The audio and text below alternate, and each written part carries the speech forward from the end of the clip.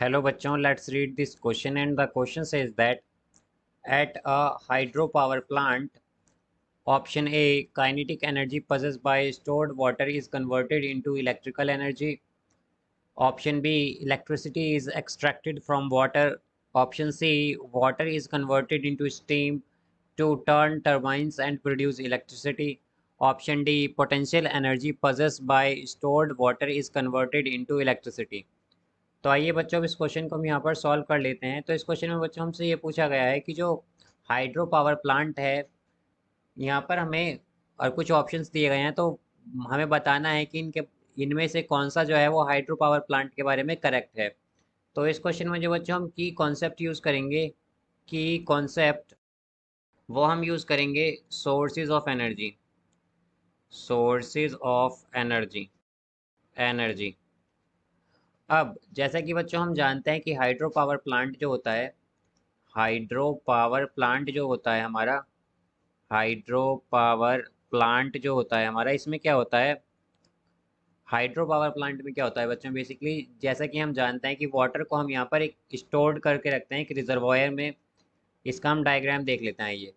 तो let's suppose यहाँ पर हमारा एक डैम होता है, बेसिकली यहाँ पर हमारा एक डैम होता है कुछ इस तरह से, और यहाँ पर हम वाटर को स्टोर्ड करके रखते हैं इसमें। यहाँ पर हम वाटर स्टोर्ड करके रखते हैं इसे हम रिजर्वायर बोलते हैं, रिजर्वायर। और ये हमारा डैम होता है। और यहाँ पर बच्चों हमारे पास टरबाइंस होते हैं। यहाँ पर हमारे पास कुछ इस तरह से टरबाइंस होते हैं। हमारे पास कुछ इस तरह से यहाँ पर टरबाइंस होते हैं बच्चों। और यहाँ पर इससे कनेक्टेड हमारे पास जनरेटर होता है। यहाँ पर हमारे पास एक जनरेटर होता है बेसिकली। यहाँ पर हमारे पास एक जनरेटर होता है कुछ इस तरह से, एक जनरेटर कनेक्ट होता है हमारे पास। और ये यहाँ पर ये बच्चों शेफ्ट होता है, इसे हम शेफ्ट बोलते हैं। ये हमारा जनरेटर है और यहाँ से हम वायर लेते हैं, मतलब यहाँ पर हमें इलेक्ट्रिसिटी मिलती है, इलेक्ट्रिसिटी। तो क्या होता है बच्चों, ये जो हमारा डैम है, तो हम क्या करते हैं, यहाँ से थोड़ा डैम में एक डैम से वाटर लेते हैं, और ये जो वाटर आता है बच्चों ये काफ़ी फास्ट मूविंग होता है, और उस वाटर को हम इन टरबाइंस पर छोड़ते हैं। ये फास्ट मूविंग वाटर होता है, fast moving water, moving water. और तो इससे क्या होता है बच्चों, हमारी जो टरबाइंस हैं वो रोटेट करने लगती हैं, टरबाइंस रोटेट करने लगती हैं।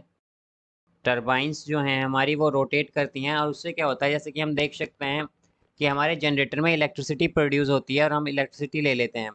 तो हम यहाँ देख सकते हैं बच्चों, बेसिकली यहाँ पर क्या था, हमारा वाटर स्टोर्ड था, मतलब उसके पास कोई भी मोशन नहीं था। तो इसका मतलब वाटर के पास क्या था, हमारे पास पोटेंशियल एनर्जी थी बेसिकली। क्योंकि हम जानते हैं कि जब हमारा कोई भी बॉडी जो है वो मोशन में नहीं होती तो उसके पास क्या होती है, पोटेंशियल एनर्जी होती है। तो यहाँ पर हमारे जो वाटर था उसके पास पोटेंशियल एनर्जी थी, एनर्जी। और उसे हमने किस में कन्वर्ट कर दिया, हाइड्रो पावर प्लांट में एक इलेक्ट्रिकल एनर्जी में उसे हमने कन्वर्ट कर दिया, इलेक्ट्रिकल एनर्जी में बच्चों, इसे हमने कन्वर्ट किया इलेक्ट्रिकल एनर्जी में। तो हम कह सकते हैं कि इसका जो करेक्ट आंसर होगा बच्चों हमारा वो होगा option D. Because hydro power plant में क्या होता है कि जो पोटेंशियल एनर्जी पजेस करता है स्टोर वाटर, उसे हम किस में कन्वर्ट कर देते हैं, इलेक्ट्रिसिटी में। तो इसका करेक्ट आंसर है बच्चों option D. I hope you understood it well. Best of luck.